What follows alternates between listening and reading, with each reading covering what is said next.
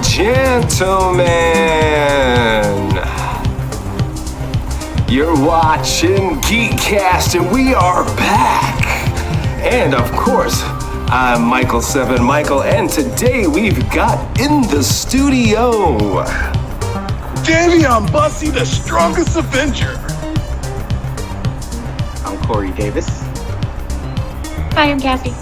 No catchphrases, no nothing. You're just gonna, okay, you know. No, even the music had to go boom, boom, boom.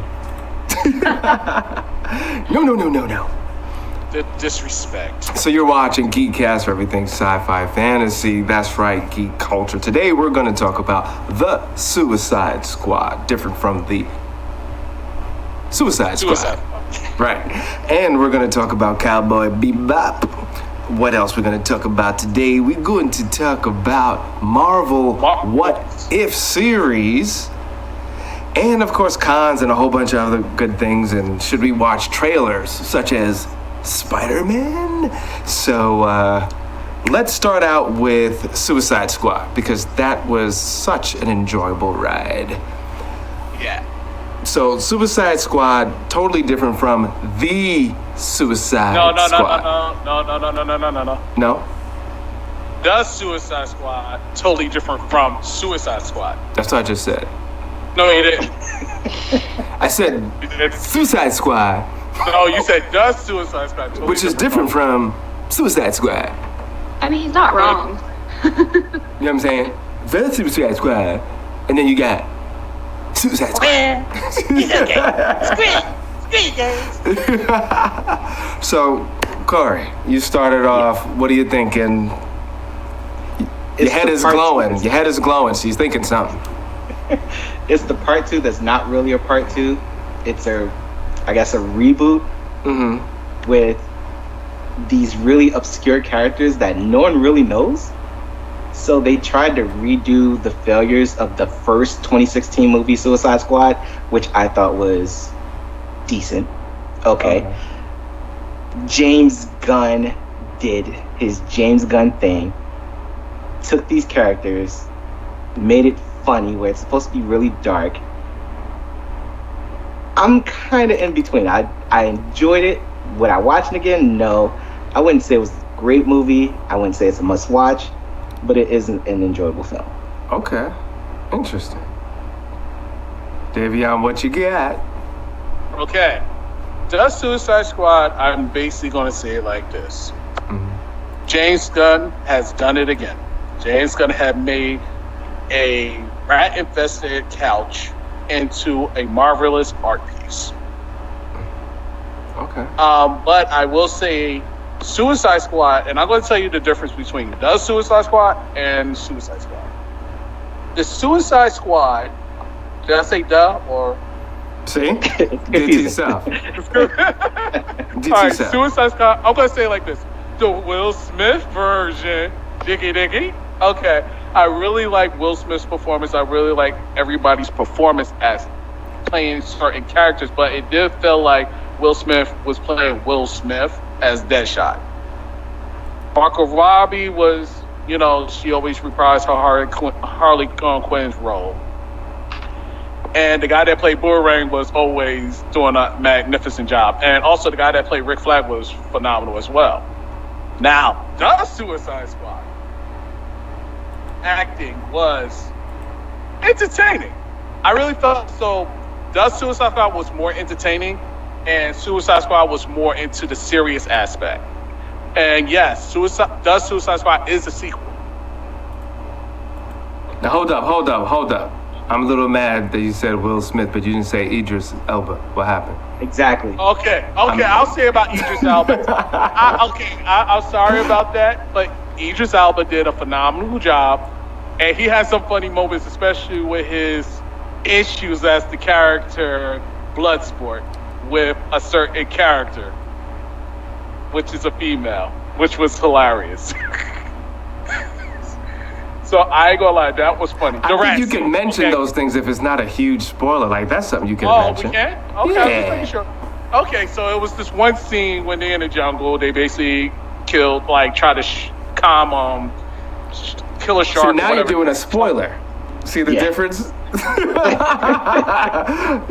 darn it, kidding! Toe the line. You toe the line. To the line. Okay, so he has an issue with rats. There you go. Wow, that's good. Cass, what do you think? What's your take, Cass, between the two? So, I have so many opinions. Go ahead. So, I'm a huge Harley Quinn fan. I'll just preface it by saying that. I think the first, 2016 Suicide Squad, the first hour isn't terrible. I think that we remember that movie with, disdain almost, you know? Because, you watch it and it's just woof, this is not good. That whole stuff with Enchantress, and I love that one. That Funko Pop is so cute. That whole thing with Enchantress was weird. But, the thing with Warner Brothers that's so infuriating is they have awesome casting. So you're right. Will Smith did a killer job. Viola Davis is my favorite part of all. Both the Suicide Squad films. She is exactly what I picture, Amanda Waller to be. You know what I mean? I think that she's, especially in the second one, you really see, her character come out. Mm-hmm. Yeah. Stellar. Because she was the villain. Yeah, she really was. But that's the thing. An actual villain. Right. Yeah, she's the villain the whole time. In both of them, I think. Dude, she put bombs in these people's heads. And she's just if you don't listen to me, I will blow you up. Can you imagine? They were well, you killed women and children if I have to. Oh, you want to play with me? Okay, we'll play. You know what I mean? Mm-hmm. But I thought the Suicide Squad was a lot of fun, man. I think that people get really caught up in oh, well, this doesn't make sense, or this doesn't make sense, or this was bad, and that was bad. Dude, it's a superhero movie. It's not supposed to make sense. Just have fun. Chill. Oh, no, now you're going to Birds of Prey territory. It wasn't that bad. It was that bad. Right. No, it wasn't. What? There were things in there that just didn't. You know what? We'll do another show on it. It wasn't that bad. No, it wasn't that bad. It just wasn't that good. But I think that's okay. We'll save that. We'll save it for the after show. Because Cass is losing her hair over there. All right, let's make a transition. Let's go to since we're in the debating mood. Let's go into the new Spider-Man film. How Cora and myself are we're not interested in seeing the trailer. You two have seen the trailer. We're so afraid that we're going to see the whole movie. Why bother watching it with the trailer? What are you guys thinking? Were you happy with it? Do you think we should see it? Or just we're good to wait? I think I should see the trailer because it's one of those trailers where it amps you up for December. Okay. It really amps you up. I think that Marvel's tricky because I don't know if you remember, but with Endgame, they were putting out trailers that had stuff in the trailer that wasn't in the film. Mm-hmm. You know what I mean? You remember that? So I think that they've made it so we don't really know what's in the film, what's not in the film. They could be messing. For all we know, nothing in the trailer could be in the film, or they could be leaving stuff out of the trailer. Okay. But that's my issue. That's my issue. They've only done that once, and they rarely do that, where they put too much in the trailer that's not in the movie. Yeah. Most of the time, the last Spider-Man movie, they did a lot of plot twists or plot points in the trailer. So when you watch the movie, you're oh, this is coming up. I know this is happening because I saw the trailer. I don't want that experience, so that's why I'm avoiding this trailer. Yeah, the trailers today haven't been as good as the ones in the past. For instance, the Batman one. That one's kind of cool because it did create some mystery, but it also kind of put some is this corny? It was borderline corny. It was didn't we see this before? And it's kind of hard because you went from this Twilight actor, and if you didn't really feel that franchise because it was such a strong franchise, and you took one of the leads from that franchise, trying to make him into the lead of one of the biggest superhero franchises of all time. I don't know if that's a good casting idea. He is Cedric Diggory from Harry Potter. He will always be Cedric Diggory. He can act. So wait, you don't think he's going to be a good Batman? A young Batman, to me, he probably going to make a good young Batman. I just don't like. I'm going to be honest. I'm willing to go see it just because. No, we want you to lie. I'm really going to be seeing it because I really like somebody's different interpretation. Right. And also the fact that I know the whole story just by looking at the evidence of the trailer. So it's, for some people, they may not pick it up, but others will, like me. I remember the comic book Hush. That's what it feels like. Mm-hmm. Well, it's obvious they want a more twisted, dark Batman, which is great. Yeah. I'm all for it. I'm a Batman fan. Oh, will he have the detective aspect? You know, it's so funny. They say Batman, if you classically, fans say, you know, there's Bruce Wayne, there's Batman. The problem with most of the interpretations of Batman, it's either they're a really strong Bruce Wayne, or they're really strong, or they're a Batman. strong or adequate Batman. And they usually talk about Batman being this dual personality. In some kind of way, he's almost a triple personality because he's a detective, he's a crime fighter, and he's a playboy. Billionaire, right. So entrepreneur. Will they get this right? I do not believe so. I feel they'll get a 1.5. I don't think they'll get all 3 points. What do you guys think? I think so, because people are underestimating Robert Pattinson. And it's about time we've had someone who could do both since Michael Keaton. All signs are pointing towards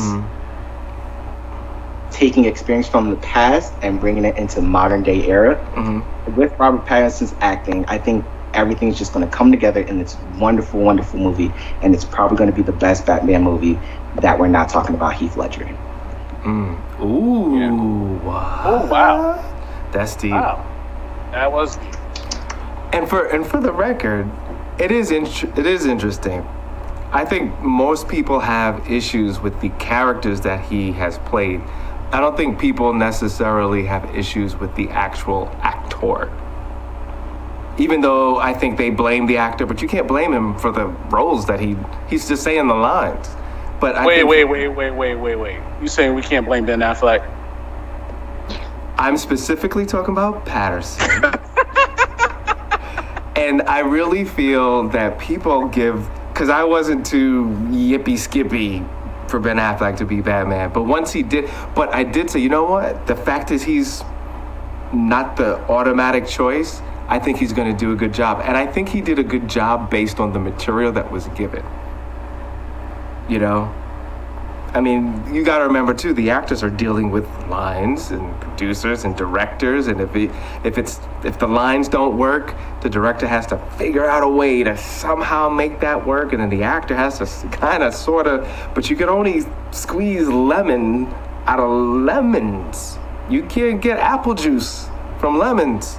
You know what I'm saying? Is that fair? Cass, you're shaking your head. You agree? Yeah, it gives me very like Jared Leto vibes. What you're saying, you know what I mean? Because like, well, no, like I agree with you. I do. Like I think that like first of all, I think Pattinson's gonna do a good job. Like Batman is this like at the end of the day, like if you look past on Batman's character, he's like kind of mopey, kind of like, you know, very much the opposite of Superman in a way, you know? Dude, he spent an entire film series moping. He was born to be Batman. Oh, snap. You know? He was born to mope. I'm just saying, man. Like, I'm not the biggest Twilight fan, but he obviously did what they told him to do because those movies did amazing, you know, in the box office, whatever. Right. You know? And but I'm not a 12-year-old girl, man. I'm a man and I want some Batman. Let me tell you something, Oh. okay? Oh. We are all 12-year-olds when it comes to our comics. Oh, wow. Shots all fired. kids. Hold on. We're children. Wow. She did that. Yeah, I gotta yeah, give yeah. it again. It's true, I gotta though. give it again. Like, you know, and what you said is true. Like, it reminds me of, like, Jared Leto. You know, because people were so quick to crap all over Jared Leto. Oh, he sucks. He's this, that, and the third. But he can only go with the writing he's given.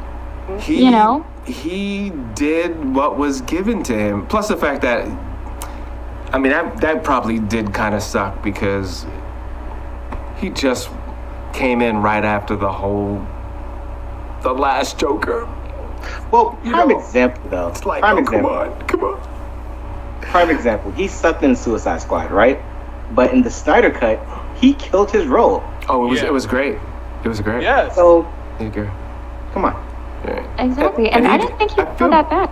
I feel bad. He did this whole method acting. Like, he jumped in. I'm going to method act also, and I'm going to be a jerk 24/7. I'm like, I feel so sorry for the people that had to deal with all that, and he didn't even get that much screen time to really do his thing. You know, Leno didn't get a chance to do his thing. You know, because he does have, with the right lines and the right film, right? I could see him as a young whippersnapper Joker. You know, as far as like the rebel punk, I'm gonna steal. I think it would have been better if he played an even younger Joker, like before he got to the level of I'm controlling the city, like his hood days. If they went into his hood days, the Red Hood days, that would have been great. So you're saying instead of Joaquin Phoenix, they should have had Jared Leto in that movie? No, I'm saying no. I'm saying Suicide Squad, they should have did a younger Joker. Like, while he was running the streets, building the gang, not, oh, I have this empire. I think that was wrong. What are you thinking? Well, Because I I see don't feel Cass like, need wait a a minute, gang. he might have something there. He's got it. He's got it. He's got No. it down to. no. You know, I can do chaos all by myself. By George, I think he's crazy. Of course I'm crazy. All right, let's move on. So, all right, so we all say The Suicide Squad was great. Please watch it. It's worth the ride. There are Man. some kooky little, really, but Man. you know, they're trying to make it all ages, even though it was PG, right? Oh, the Suicide Squad was rated R. But It you was know a what? PG-13 movie. Let's not kid ourselves. It was a Wait, whoa, PG-13 whoa. I don't know about that. The first one was PG-13. The second one was rated R. The first one had more of an R-rated film. No. No way. No. Well, there was a lot more gore. And the fight scenes definitely were taken to another level. The thing is, I feel that there's a lot of little cutesy little ha really kind of moments that I wonder if they put it there just in case they couldn't get the R rating. Because it's not written consistently for adults. Exactly. Yeah. That's why I'm like, it felt more like a PG-13 movie. It was very comical. It was very light. Compared to the first one, where it was very dark and gritty, where you knew they were villains. They went to the backstory. You knew these were bad guys Right. doing a bad thing for whatever Waller wanted. But here's the New movie. thing. But the new movie, they were puppets of Waller, but it was very comical. We have a shark. We have rats. We're like, oh, everyone's just playful. Oh, the side note is, oh, these are bad guys because they killed a bunch of good people. But it's so glossed over. You don't really get that feel that these are villains. But here's the thing, Corey. Here's the thing, Mike. You gotta understand. You can be dark, as long as you abide by the rules of what a PG-13 or rated R setup is. You know, It's just just like how- you could be But you can be, It's the death count. How many people die? How many times you show blood, and how many times you say a curse word is what brings you over to. And of course, if there's any nudity and stuff like that. But specifically with them, I think it was just the count of curses, the count of how much blood, and I think that's why they had the Harley Quinn thing with all the flowers and stuff coming out of everywhere as an excuse not to show too much blood where it would mess around with the rating. Yeah, right. Like they didn't want to make it to NC-17 pretty much, but it was rated R, and we know how Harley Quinn is. Yeah. You know her backstory. You know how her character is. She was amazing in that. They really gave her a lot of moments to shine. So you could tell they're really invested in the Harley Quinn franchise. You know, they didn't do a better job in this movie than the first one. Yeah, and if you look at Wonder Woman, if we cross the street to a DC world, well, that is DC also. Yeah, I was like, what do you I was like, wait a minute, it's the same thing, man. Okay, the DC heroes versus the DC villains. They didn't really give Wonder Woman that much depth. It was more like special effects and boom, and I did this amazing thing because they're really trying to build Wonder Woman to be as big as Superman. Whatever. But the intricacy, that's the right word, right? That's what I say? Intricacies. Of Harley Quinn, I really would like to see that with Wonder Woman. I really want to see how intelligent she is. Like, you know what I mean? I want to see the cleverness. I want to see that she's not just strong, you know. And actually, that's interesting too. We don't really focus on Superman's intelligence ever, really, which is also kind of an insult. He's kind of just a big brute. Nothing can pierce your skin. You could fly. You're super strong. I get it. But didn't he work for a newspaper? Wasn't he a journalist? There should be some sort of brain juice going around there for him too. So I'd like to see that for the future. Anyone watching this episode, we would like to see Superman with a brain, but not as intelligent as Batman. You can't, you know what I mean? Like, there's levels to this. You guys agree, disagree, or? I kind of disagree because same here. We all say we know he's an alien and he came here under a guise trying to fit in. Right. Hence the reporter, you can get away doing mediocre work and have this huge amount of superpowers. He's the eternal intern, like he's wow. Corey, I'm leaving it right there. Let's go to Marvel What If. Let's go back across the street to Marvel, the What If series. I would like to say, Marvel, this is the best animation work that you've done so far, because it's always been DC is the go-to for animation. Correct. I still don't think the What If is as good storyline as DC. DC still, but I'm really happy to see Marvel step it up and to do good work when it comes to animation.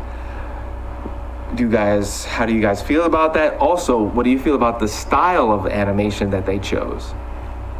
I like the style of animation, also story-wise. It's very catchy. It does give you that what if factor. Like, I love the first episode where it's not Captain America, it's Captain Britain, who is Miss Carter. So it's like not just she's Captain Britain, this is the first female to actually be a super soldier. And the story plays out similar to a little bit towards Captain America. Second episode, we deal with a tribute to Chadwick Boseman, God rest his soul, and what if he was Star-Lord besides Black Panther?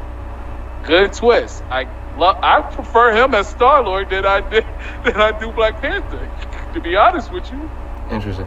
And by the way, just a correction, the animation is not a tribute to Chadwick.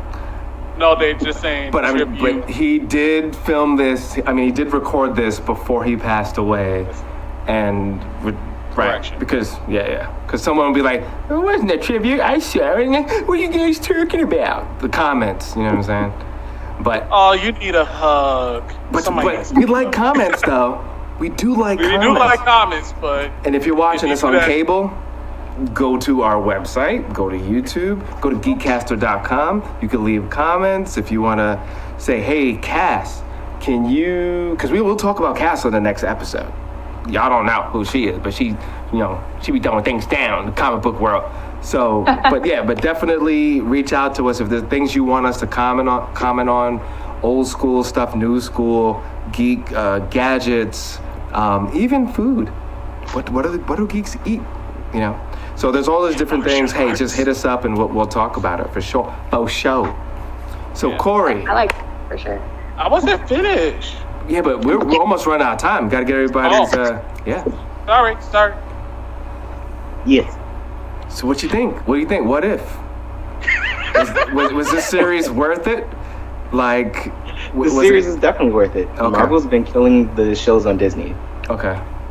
There's no other reason to watch it other than to stay up to date with all the movies that are coming out.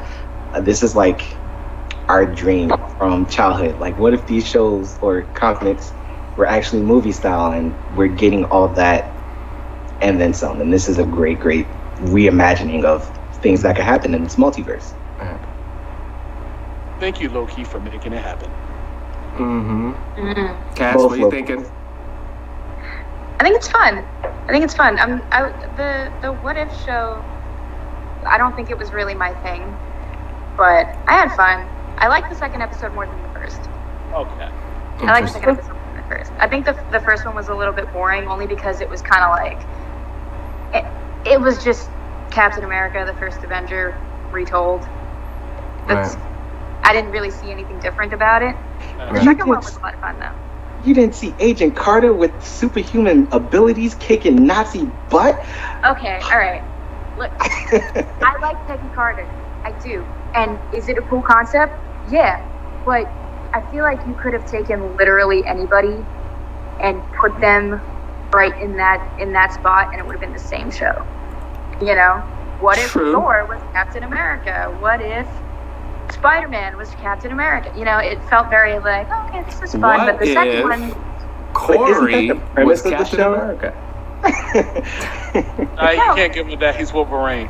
Well, I mean, that's interesting, Cass, because if they just, I think that's why, I think it's polarizing, because some people like the first episode better, and some people like the second one better.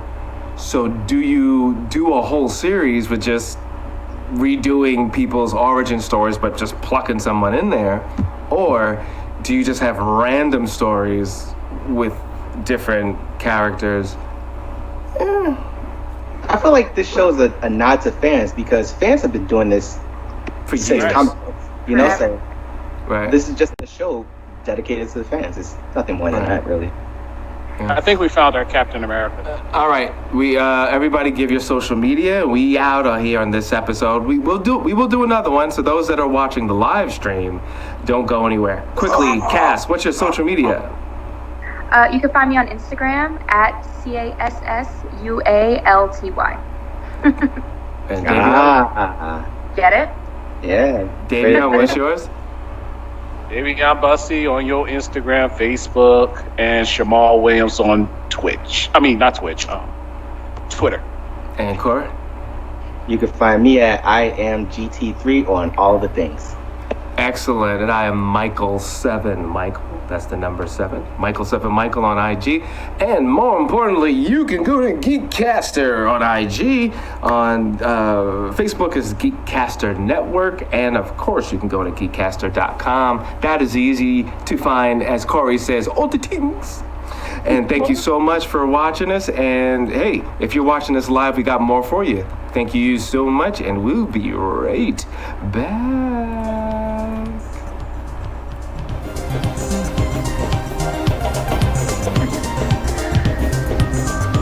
Oh my God, we're not doing that, are we?